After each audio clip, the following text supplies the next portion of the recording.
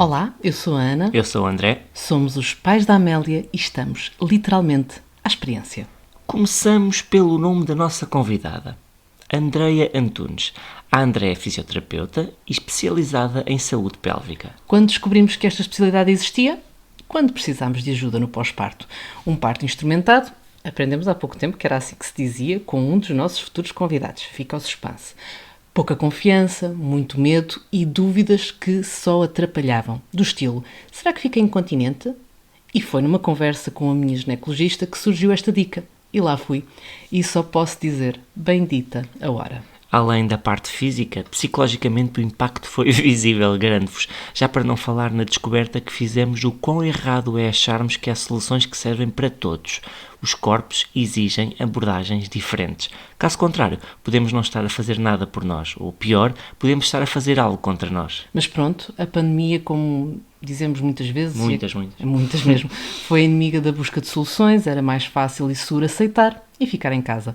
Ou aprender por videoconferência. É uma alternativa fantástica, não digo que não, só que não se adequa a tudo. E exatamente por causa da nossa experiência, deixamos a sugestão, façam exatamente o contrário. Procurem soluções, pessoas que vos possam ajudar, trazer perspectivas diferentes, até falem com os vossos médicos, não aceitem. Até porque, confesso, mais do que uma consulta de fisioterapia pélvica, era uma consulta de fisioterapia mental. A conversa fluía, sim, durante os exercícios, imagens bonitas, bem sei, perdia-se a vergonha de perguntar e as respostas eram tão importantes e às vezes tão simples. Pronto, assunto arrumado na cabeça, menos um drama. Esta conversa não é uma consulta, mas faz-nos pensar em como podemos arrumar algumas coisas que nos podem estar a fazer mal. Algumas que nem sequer são certezas, são suspeitas, receios, que às vezes optamos por alimentar com a ajuda do, claro, Dr. Google. Por isso, fiquem por aí, fiquem a conhecer a Andreia Antunes e, se ainda não tinham ouvido falar, fiquem a saber o que é a fisioterapia na área da saúde pélvica. Hoje vamos falar sobre fisioterapia pélvica. Quem nos segue já há algum tempo, desde a primeira temporada, sabe bem a importância que este tema teve na nossa recuperação, digamos assim, no pós-parto. Mas, na verdade, é um tema que nos deveria acompanhar sem ser só nesta altura de gravidez, parto, pós-parto. Há muito para explorar nesta área e por isso mesmo chamámos até este podcast a fisioterapeuta Andreia Antunes, a quem eu começo assim. Muito, muito obrigada, Andreia, por esta oportunidade, mas também pela oportunidade que me deu a mim, Ana, de recuperar tanta coisa depois do choque, digamos assim, que é a gravidez e o parto. Muito, muito obrigada. Ora, essa não é para agradecer dessa forma, faz parte do meu trabalho.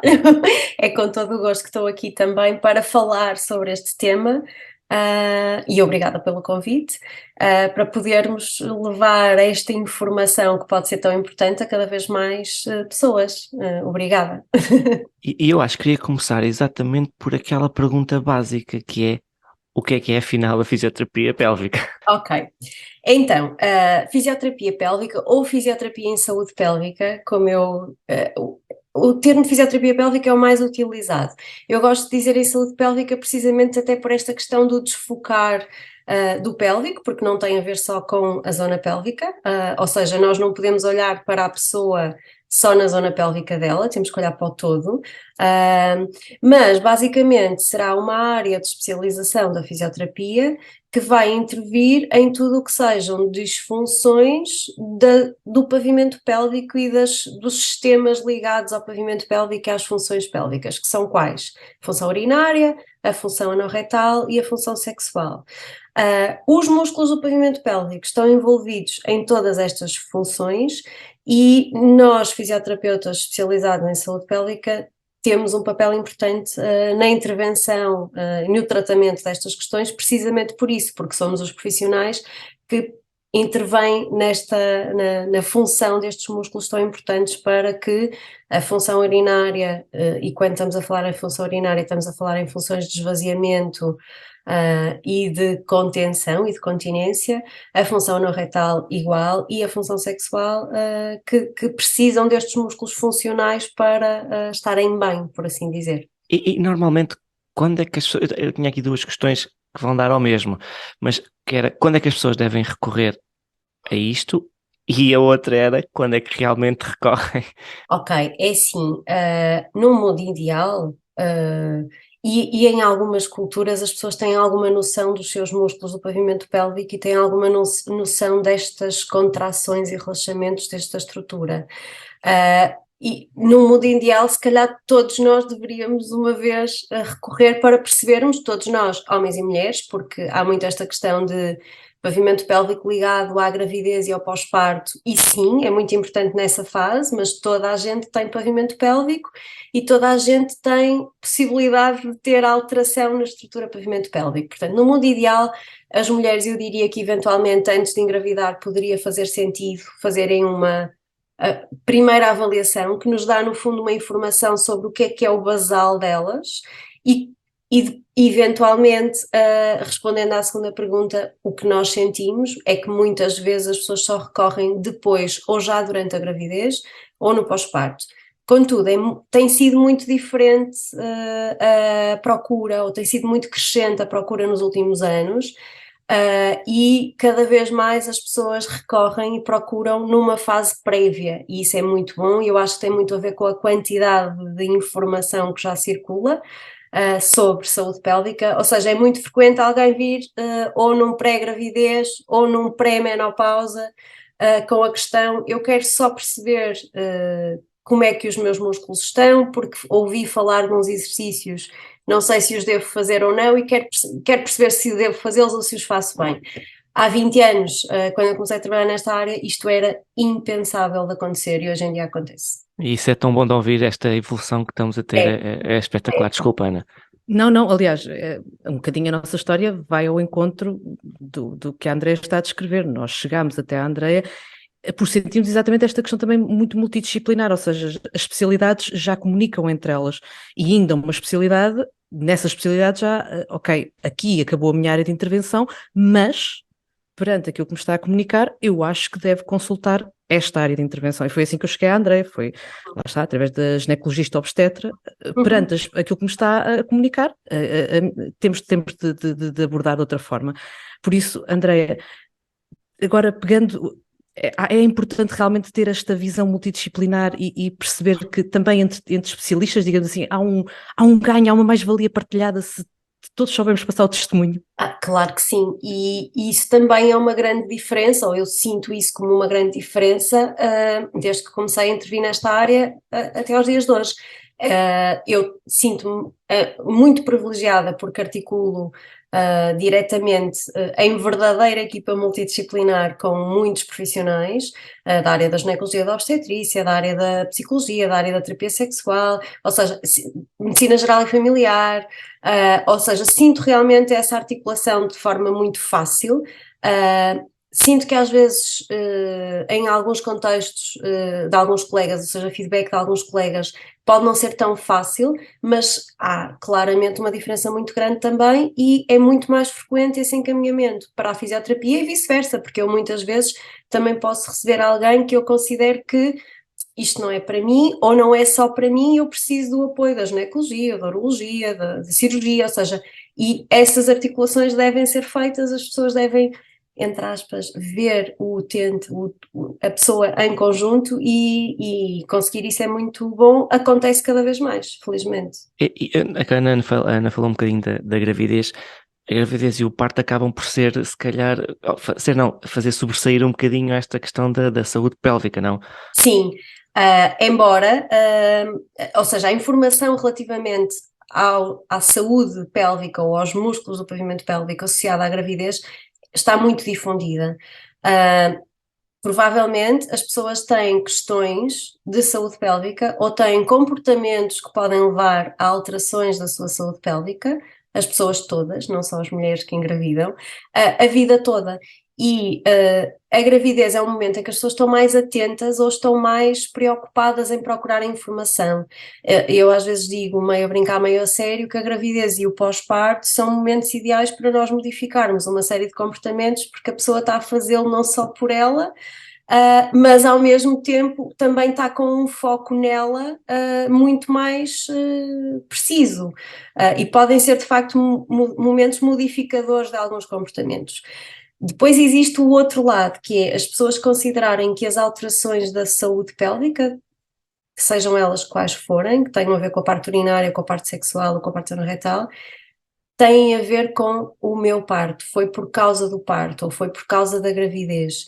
E nós sabemos que por vezes isso pode ser verdade, mas que muitas vezes, para não dizer na grande maioria das vezes, porque não posso dizê-lo desta forma, as pessoas já tinham questões antes que não tinham sido identificadas ou que não eram valorizadas. Quando nós começamos a fazer a história, começamos, como eu também digo muitas vezes, a puxar o colar de pérolas da história, vem uma série de informações que têm a ver com o pré-gravidez, que têm a ver com comportamentos que a pessoa tem, comportamentos que normalmente têm a ver com o atraso crónico no esvaziar da bexiga e do intestino, que é muito característico de muitas pessoas, e que podem de alguma forma condicionar a saúde pélvica. A Andrea disse uma coisa muito engraçada, que é realmente nós, nesta fase grávidas, ok, não, agora é que eu vou focar mesmo, agora vou dar tudo. Pronto. E realmente, depois temos muito essa. O parto mudou radicalmente. Não, isto eu agora quase tenho de me voltar a autoconhecer. Uhum. Mas é engraçado porque a Andrea acabou por me explicar e por me fazer perceber que já havia muita coisa que eu deveria saber de mim que não sabia antes, nomeadamente exercícios de Kegel, que é uma coisa que nos prescrevem quase de forma generalizada, é muito importante, e nós automaticamente, diariamente, lá estamos nós a fazer exercícios de Kegel. Porque agora eu quero dar tudo. Conforme lá está, depois vim a perceber com a Andrea, se calhar não é algo que se deva aplicar transversalmente. Cada caso é um caso, cada mulher é uma mulher. Ou seja, também aqui fica bem claro que se nós nos conhecermos melhor antes deste momento, podemos agir melhor durante este momento que é a gravidez, o parto, o pós-parto. Exatamente. Pegando nisto, que é a questão dos exercícios de Kegel é uma questão que eu acho que é muito importante. Há muitas mulheres que, quando chegam, dizem: porque quando me pediram para fazer ou quando me deram a indicação para fazer os exercícios, eu sentia que não estava a fazer nada. Eu sentia que não sentia o que estava a fazer, não sentia movimento quando me diziam contrai e relaxa. Eu achava que aquilo que eu fazia não devia ser bem aquilo que. Muitas vezes estes exercícios são pedidos num contexto de grupo ou num contexto de consulta, sem ensino, e na realidade acontece isto, que é muitas pessoas, não são capazes de contrair e relaxar os músculos do pavimento pélvico apenas e só com uma instrução verbal. Muitas pessoas não precisam de treinar os músculos do pavimento pélvico porque são, entre aspas, já treinam, são atletas do pavimento pélvico diários por causa de comportamentos de atraso no esvaziamento, por exemplo, ou pelo stress. O stress também pode ser um fator altamente indutor de tensão no pavimento pélvico. E então, sim, é verdade que os exercícios de Kegel podem ser muito importantes.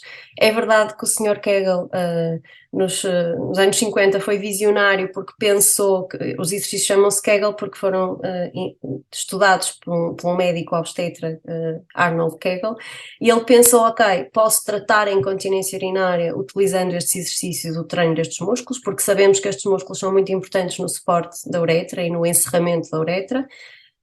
Mas os anos 50 não são iguais aos anos 23. Ou seja, as pessoas têm vidas diferentes, nem toda a gente precisará, e mesmo que a pessoa precise, aquilo que é o programa de treino não deveria nunca ser um chapa 5 para toda a gente, e infelizmente isso ainda continua a acontecer. Ou seja, ao fim destes 20 anos em que eu trabalho nesta área, continua a haver muito a indicação por si só, sem qualquer avaliação prévia dos exercícios, o que em algumas pessoas será desajustado e eventualmente até contraindicado. Portanto, é importante que a pessoa, essencialmente pessoas que tenham sintomas, e o que são sintomas, só para sintomas de pavimento pélvico são perdas de urina, perda de gases, perda de fezes, dor ou dificuldade no esvaziar, no urinar, no evacuar e na penetração, e a obstipação ou a prisão de ventre também é um sintoma. E a obstipação eu considero que talvez possa ser o sintoma mais frequente e mais desvalorizado, quase como uma espécie de uma pandemia escondida, em que muitas pessoas consideram que o meu intestino sempre foi preguiçoso, eu sempre tive prisão de ventre, isto é o meu normal. Muitas vezes tem a ver com o adiar a ida porque eu não quero usar a casa de banho do trabalho, porque quase que a brincar, no mundo social ninguém faz xixi, ninguém faz cocó. Portanto, as pessoas não têm essa necessidade e não querem, ou por questões de nojo, que também não querem usar as casas de banho, ou por stress só. E estão num ambiente tão estressante que o corpo delas nem lhes dá a possibilidade de ouvir o reflexo de esvaziamento, a vontade de esvaziar. Acho que todos nós crescemos naquela fase em que os nossos pais diziam: o que agora queres ir à casa de banho aqui no centro comercial? Oh não, oh Podes Ana, mas eu sentar. não te perguntei antes de sair de casa se querias. Exatamente. Eu digo muitas vezes a brincar, que a minha mãe, que é ginecologista ainda por cima, e eu digo, ela devia saber, usava essa coisa do vamos à casa de banho antes de sair de casa. E ela diz que eu, onde quer que eu chegasse, eu dizia que queria ir à casa de banho. E depois, a maior parte das vezes, o que eu fazia era, chegava lá, olhava e dizia: esta não é assim tão suja, porque o argumento dela em casa era: temos que ir porque as casas de banho da rua são sujas. Crescemos todos com isto. Isto, em algumas pessoas, pode ter levado a o evitamento total da utilização da casa de banho fora de casa, e é cultural. E muitas vezes, quando eu digo a alguém, não, tem que ir, esqueça, não me vai pedir para eu ir à casa, ou sentar-me na casa de banho no trabalho, isso não vai acontecer.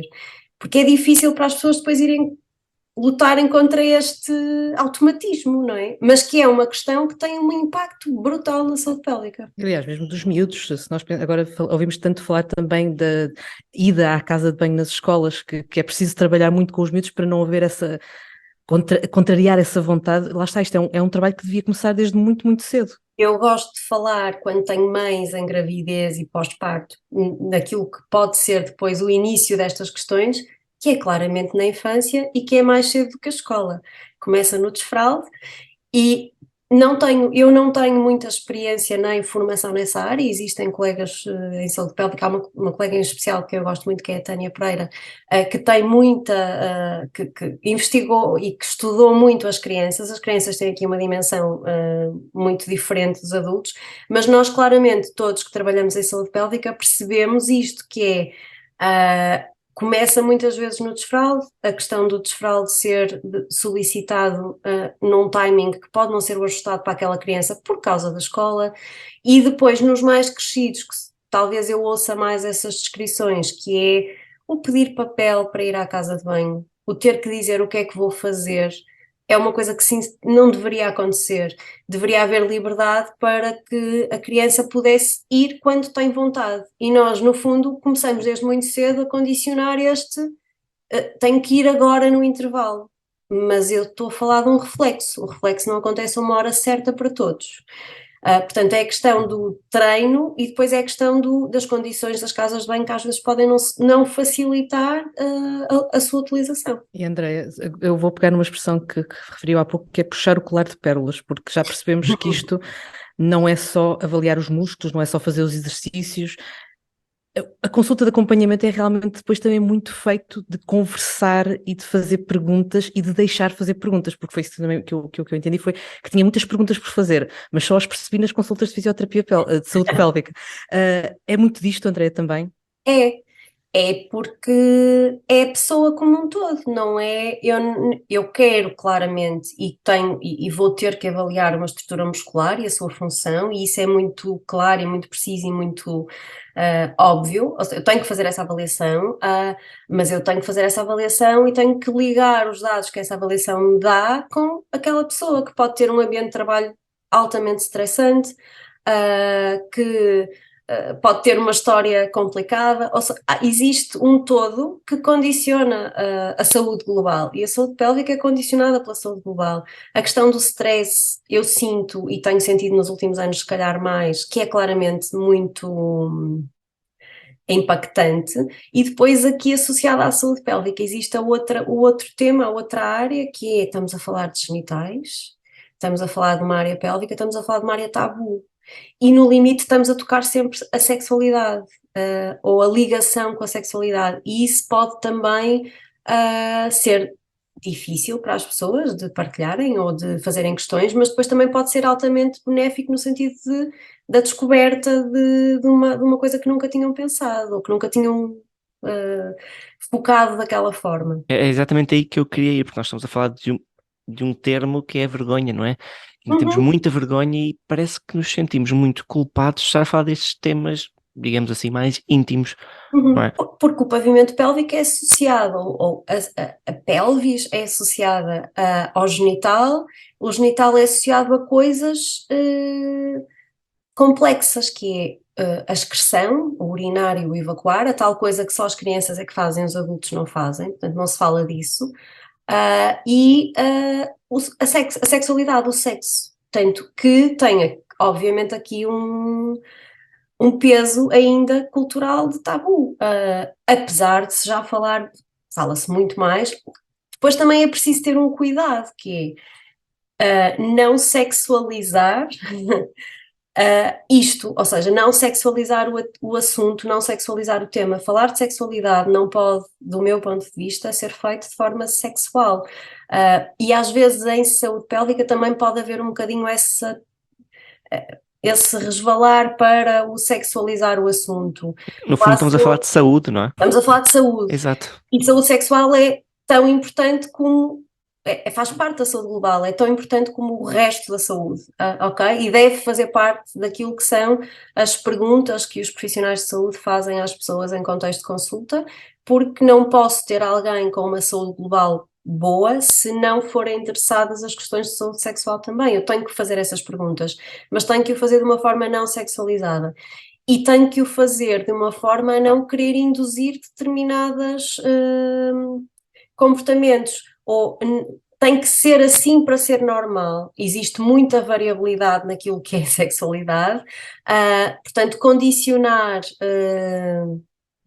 Tem que ter orgasmo A, B e C, tem que, eu posso ajudar em alguma coisa nessa área, não queremos ou não deveríamos querer pôr em caixinhas, pôr toda a gente dentro das mesmas caixinhas. Mas sim, nessa conversa, normalmente chegamos à questão sexualidade e começamos, no fundo, a desmontar estes tabus todos, que não é só a sexualidade, tem a ver com os outros comportamentos todos que têm a ver com a área pélvica. Aliás, eu quase que conseguia lembrar assim de umas quantas frases que eu tenho a certeza absoluta que a Andreia gostava de conseguir desmistificar assim das cabeças todas do mundo de uma só vez. Não é normal haver dor, ou não, por favor, não deixem de ir à casa de banho quando têm vontade. Porque lá está, porque era tudo mais fácil, não? Era assumir que a dor não é uma coisa normal, mas culturalmente as mulheres ouvem isso. E ouvem isso às vezes de forma direta e outras vezes de forma indireta. Ouvem aquela história de a primeira penetração é dolorosa, a primeira penetração sangra. E poderíamos estar aqui várias horas a falar sobre porque é que quando se fala em sexo se associa sexo à penetração. Poderíamos também falar sobre isso. Mas esta questão da associação da sexualidade à dor é quase, está intrínseco. E se a pessoa se queixa ou se refere essa queixa a algum profissional, às vezes ouve, relaxe que isso passa, ou tem que relaxar, ou isso é da sua cabeça, essencialmente se não houver nada do ponto de vista físico que justifique aquela dor. Se falar disso a outra mulher é capaz de ouvir. Eu também comigo também foi assim, portanto, espera que isso passe. E não, era importante que passássemos a dizer dor, não é normal, a não ser que a pessoa queira ter dor. Mas isso é outra questão. Portanto, dor não é normal, adiar a ida à casa de banho não é normal, o orgasmo não é obrigatório, o sexo não tem que ser penetrativo. Portanto, sim, haveria muitas coisas que poderíamos tentar fazer tipo assim hashtags e passar a usá-los diariamente para ver se conseguíamos modificar um bocadinho. Porque não é, as pessoas não pensam nisto, é uma coisa que está intrínseca naquilo que é a informação cultural que vai passando. E às vezes nem apetece pensar, não é? Quer dizer, não, lá está, é mais fácil até para a própria pessoa se calhar aceitar. Porque é tabu, porque é tabu. E às vezes quando as pessoas tentam procurar ajuda também não encontram logo respostas e isso pode ser... quando a pessoa que tem dor procura ajuda e as primeiras respostas que tem são de normalização daquela dor, de desvalorização daquela queixa, depois é muito mais difícil a pessoa continuar na busca da ajuda. E isso os profissionais de saúde deveriam tentar que isso não acontecesse. Portanto, eu tenho que ser empática com as queixas da pessoa. Eu, se não sei responder, vou tentar encaminhar para alguém que possa saber, e nós nunca sabemos tudo, nem temos que saber. Outro tabu que podemos quebrar é que o companheiro ou que a companheira têm que estar envolvidos neste percurso, nesta parte da saúde pélvica? Não têm que estar. As pessoas podem perfeitamente, não têm que estar. As pessoas podem não estar numa relação, podem não ter um companheiro ou uma companheira e quererem melhorar a sua saúde pélvica ou até terem uma queixa, se estivermos a falar de uma questão sexual, de uma relação anterior, que terminou, e elas não têm que estar numa relação para procurar ajuda e para fazerem todo o processo de intervenção e sem nenhuma relação e sem nenhum contacto sexual. Agora, há situações em que de facto o companheiro ou a companheira estão envolvidos e isso é muito positivo, ou pode ser muito positivo. Vai depender muito daquele casal e das dinâmicas daquele casal, mas muitas vezes, às vezes também a brincar, não tornando a relação uma coisa terapêutica, mas o companheiro ou a companheira pode ser um co-terapeuta do terapeuta. Claro que sim, pode ser. Agora, não é obrigatório, pode ser possível e desejável se for uma coisa que ambos queiram, porque também pode não ser confortável para a outra pessoa estar a ser envolvida nesta dinâmica. No fundo, estamos a falar de mudança de comportamentos. Se pensarmos bem, há aqui muita coisa que mexe para lá do que está no ambiente de consulta. Ou seja, a Andreia acaba por dar as orientações, digamos assim, as coordenadas, e depois nós lá vamos fazer o nosso trabalho. É muito isto, ou seja, tem de haver levamos a receita, mas depois temos de a aplicar ou tentar aplicar. Eu juro que eu tentei muitas vezes fazer a respiração ao longo do dia, conforme a Andreia me disse. Mas lá está, é isso, nós temos mesmo que também estar disponíveis para Sim, trabalhar com, sim, para lá do companheiro, como falámos agora, o próprio paciente é quase sim, também um bocadinho sim. de terapeuta. E depois aqui vamos bater naquilo que são as formas de intervenção dos profissionais. Eu não acredito que tornar as pessoas dependentes de mim vai funcionar, ou não vai funcionar para aquelas pessoas a longo prazo. Portanto, não é esse o meu objetivo. E isto implica uma responsabilização da pessoa, porque não faz sentido a pessoa vir ter comigo X vezes e não modificar nada daquilo que nós, em conjunto, identificamos como triggers para aquela situação. O meu papel é ajudar, encaminhar e orientar, dar estratégias, mas essas estratégias têm que ser postas em prática pela pessoa e, às vezes, a pessoa não está na altura certa para o fazer. Porque às vezes a pessoa não tem motivação e a motivação não é só intrínseca, depende de inúmeros fatores. E está tudo bem, não tem que ser naquele momento. Às vezes acontece isso, que é, eu não consigo fazer o que me pede, eu não estou a ser capaz. Ok, está tudo bem. Pode não ser a altura para, ou pode precisar de mais tempo para, e isso não significa nem que a pessoa está a falhar, nem que o terapeuta não é bom terapeuta, significa que aquele não é o momento correto para. O que eu acho que não faz sentido é tornar a pessoa de facto dependente de, ou seja, eu não vou tratar ninguém. Eu posso utilizar estratégias que facilitem o processo de melhoria de uma condição, mas o poder não está nas minhas mãos. E não é esse o mindset mais frequente, ainda há muito aquela coisa de eu vou a um sítio e alguém vai fazer alguma coisa e eu vou ficar bom. E às vezes pode ser um choque também quando a gente explica que não, 20% da responsabilidade é minha, 80% é sua, eu estou aqui para ajudar e para facilitar o processo, mas o poder não está nas minhas mãos. André, normalmente quando nós começamos a chegar ao fim, nós soltamos sempre a carta do Kit SOS. Fazemos quase sempre isso nas nossas conversas. Eu queria voltar aqui a soltar e a perguntar se há forma de cuidarmos melhor da nossa saúde pélvica. Há a forma de prevenirmos questões de saúde pélvica é respeitarmos o nosso corpo, ouvirmos o nosso corpo. Eu acho que a gestão de stress claramente é importante, muito importante e muito desvalorizada. Aliás, até chega a haver quase que um preconceito com tudo o que tem a ver com saúde mental, e a saúde mental claramente condiciona a saúde pélvica. E eu gosto de dar esta imagem. Imaginem que o nosso cóccix, ou seja, a ponta da nossa coluna, é a nossa cauda. E com a noção de que todos os músculos do pavimento pélvico, ou seja, os tais músculos responsáveis pelas funções urinária, anorretal e sexual, têm uma ligação direta ou indireta ao cóccix, o que é que nós fazemos ao nosso cóccix quando andamos ansiosos, estressados, com medo? fazemos aquilo que os cães fazem, colocamos a cauda no meio das pernas, ou seja, ativamos, contraímos. Se nós vivermos permanentemente em stress, em agitação, se não tivermos momentos de baixar a guarda, calma, eu vou estar em permanente ativação muscular. Isso pode ser um trigger para alterações da saúde pélvica. E depois eu diria que as questões do atraso crónico no esvaziamento da bexiga e do intestino são extremamente frequentes, extremamente normalizadas como situações banais. É muito frequente alguém dizer que a minha bexiga é muito forte porque eu esvazio de manhã quando saio de casa e ao fim do dia quando chego a casa. Agora ela já não está, ela era muito forte, ela agora já não está tão forte. Não, ela estava, entre aspas, em processo de autodestruição, por assim dizer, ou seja, estes comportamentos não são desejáveis. É importante que eu me hidrate, que eu beba água, que eu esvazie várias vezes por dia, ou seja, que eu faça, o número normal andará entre os 6 e 8, mas vai variar muito da quantidade de água, depender da quantidade de água que a pessoa ingere, mas quer dizer, esvaziar a bexiga 2, 3 vezes por dia não é normal. Ter vontade de evacuar e estar fora de casa e pensar, eu vou adiar e logo faço, quando chegar a casa, também é um comportamento que pode não ser importante. Portanto, eu diria que nesse kit de SOS teria que estar a gestão de stress e o respeito pelos reflexos fisiológicos básicos. Neste caso em específico, esvaziar a bexiga, esvaziar o intestino.